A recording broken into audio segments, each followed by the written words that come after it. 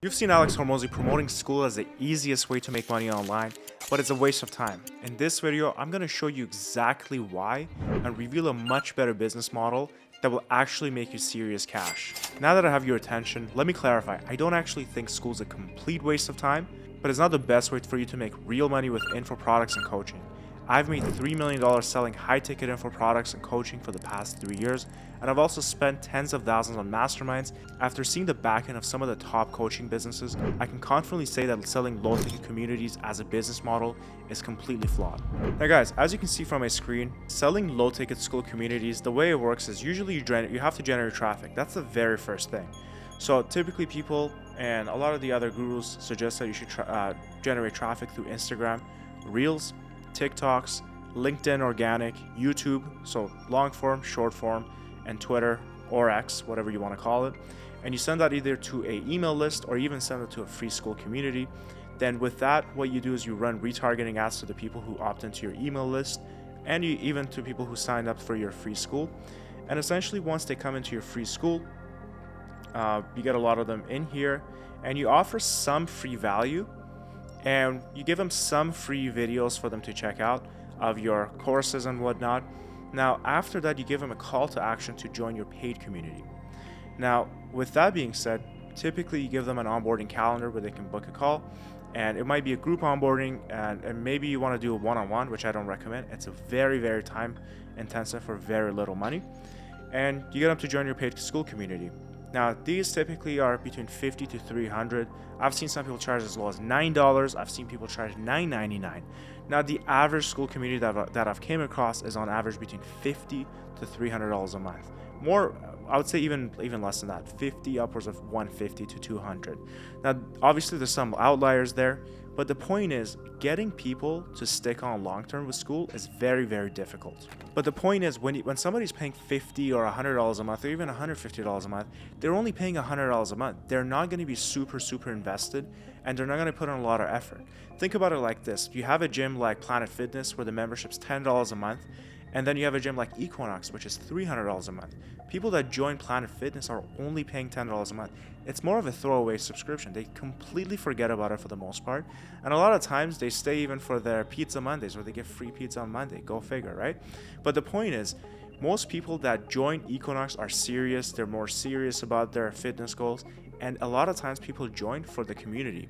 I literally have clients who join Equinox just so that they can find other clients, because everybody that goes there is at such a high of a caliber that the people in that community they're just great people. They have money, and those are the people that they want to be around, right? So I literally know people that go to Equinox just so that they can meet people. And obviously they get their workout in, but the point is they're there for the community because those people are really high quality people. Okay, now with that being said, I think the biggest issue with Skool, the biggest problem with it is retaining your members.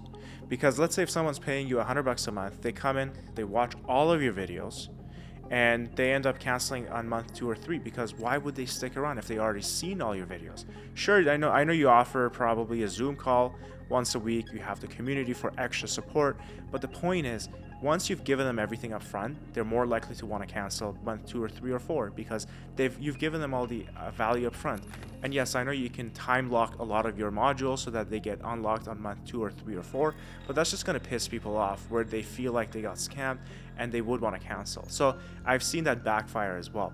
So I think the biggest problem with Skool is not signing people up, but it's more so retaining them. How do we make sure that this person joins and stays on for at least a year?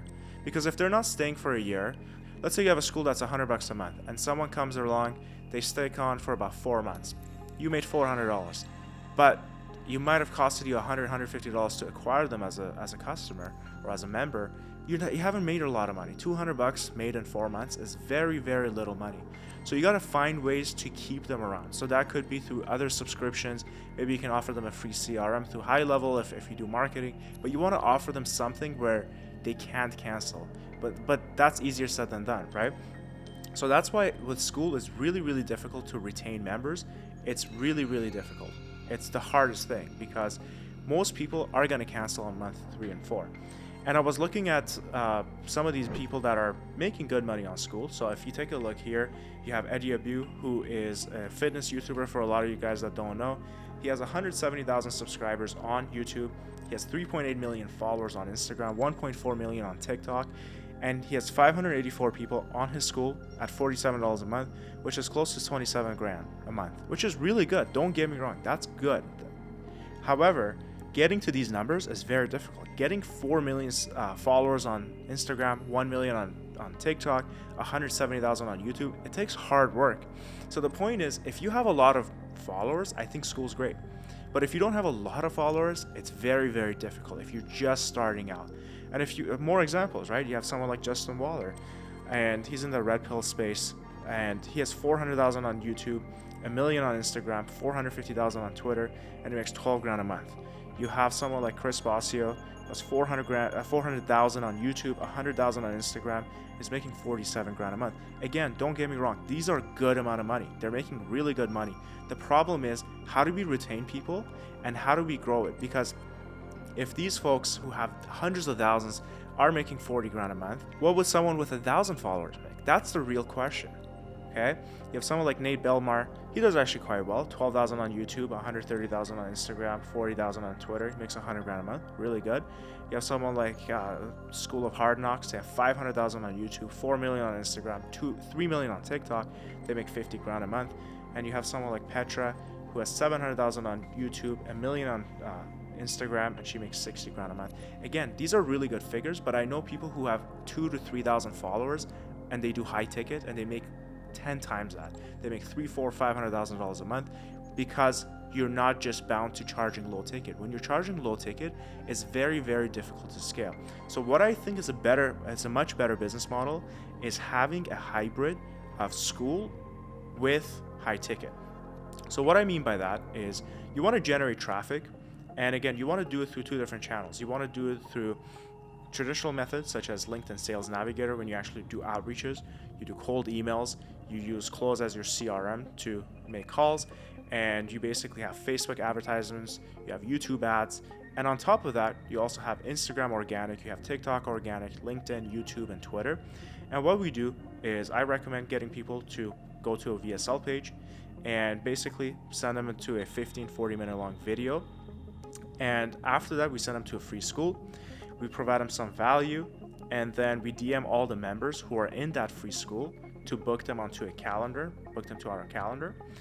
And then everybody who is basically booking that call, we put them on a 45-minute call with our sales team or ourselves. And if they close, we basically onboard them. But the point is, with high ticket, you can charge anywhere between $3,000 to $24,000+ for each client. So you're going to be making a lot more money. Now, we can still put them into Skool. It's just instead of charging them low retainers, just use a high ticket offer, put them into Skool, offer them for the service for a year, maybe even lifetime access. And then what you could do is, once the year is up, 1 year of support, then you can maybe renew it at a much lower cost, maybe $100, $200, $300 a month. So get the cash up front. The benefit of having high ticket is that you can scale, because when you sell someone that has for 5 grand, let's say, and let's say you get 6 clients in a month, which is not that difficult, just so you're aware. Once you get 30 grand, you can invest 5 to 10 grand of it in ads, and all of a sudden the next month you're making 50 grand a month, then you're making 60 grand a month. So you're slowly going up, but the point is you get all the money up front, so people can't cancel. So the point is, instead of let's say you're charging $100 a month and you have a lifetime value of 6 months, which is a client's worth $600 to you. Or you can have one client pay you 5 grand all up front, right? Which is a better deal. So this is a much better model in my opinion. I like using Skool to build trust, to build a community for free, and then we drive them to our calendar, book a sales call, and we offer them something that's way more expensive. And that way we're bringing in people that are actually really, really invested. And when people pay 5, 10, 15 grand for your program, guess what? They're going to put in a lot more effort. They're going to actually use your advice, and they're going to get better results, and that gives you better case studies and testimonials, so you can actually grow your business much more than you would from a free school community. And to kind of drive this point home, let's take a look at some of these folks who are actually using high ticket today and have been using for the past couple of years. A lot of these names you might recognize. They're definitely not as known as these guys, but still they're making way more money. So if you look at this guy here, Charlie Morgan, for instance, he's based out of the UK. He has 160,000 subscribers on YouTube, 54,000 on Instagram, 7,000 on TikTok, and he sells a program that's 10 grand, and he does 800 grand a month in revenue. Okay, that's unbelievable. And you have someone like Joel Kaplan. He has 260,000 on YouTube, 600,000 on Instagram, 380,000 on TikTok. His ticket price is at 5 to 10 grand as well. He also makes 800 grand a month. Cole Gordon, absolute beast. He only has 30,000 on YouTube. He has 460,000 on Instagram, and he sells a program between 10 to 30 grand. He makes $3 million a month. And all of these figures you can look up yourself. All of these guys. You have someone like Arabi Abubala, 90,000 on YouTube, 100,000 on Instagram. He makes $1 million a month. Sam Evans, the founder of Skool, he started selling high ticket himself, and that's how I got into this business myself. 180,000 on YouTube. He has 100,000 on Instagram. He doesn't even post, and his ticket price used to be 2,000 to 5,800 for his 2 programs. So for his accelerator and his up level, he also had a mastermind, which was 36 grand a year. He was making $36 million a year in 2018. Okay, Bashar, he has 2.3 million on YouTube, 100,000 on Instagram, he has 2.3 million on Instagram, 100,000 on YouTube. That's upside down, and his ticket price is 5,800. His revenue is 2 million a month. Okay, so what I'm trying to say here, low ticket is not bad, but it's just that if guys like these are only making, but when I say only, take that with a grain of salt. If a guy who has 200,000 subscribers on YouTube, 4 million on Instagram, is making 28 grand, and then you have here someone like Cole who has 30,000 subscribers on YouTube, and he's making 3 million a year revenue, 3 million a month in revenue. So it's just because you have more followers doesn't mean you will grow more. And just because it's low ticket doesn't mean you'll grow more either, because it takes the same amount of energy to convert someone for $200 a month as it is to get someone to pay 6 grand up front, right? Because when someone's paying you $200 a month, more than likely $200 a month is a lot of money to them. Well, what if you just reached out to and got in front of people who have $5,000, $6,000, $10,000 to pay up front, and for them is equivalent to $200 for the other person? So the point is, I wouldn't go all in on Skool low ticket. I would use Skool as a mechanism to get a lot of people in, build a free community, give some value, and book them into a calendar and sell them a high ticket offer. I think high ticket is the way to go. Now, that's not to say that at some point I might not start a low ticket community, but at this point, I don't think it makes sense if you're not really well known and you don't have a really good solid foundation.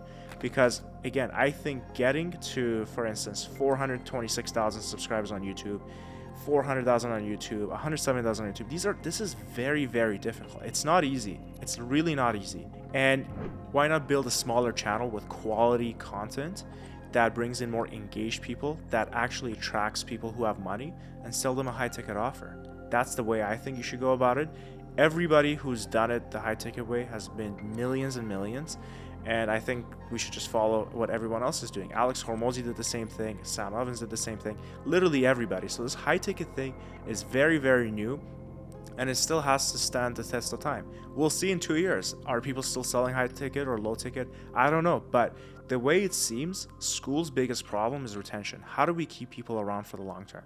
All right, guys, if you found value in this video, make sure to like, comment, subscribe, and join my free Skool community, and I'll see you on the other side.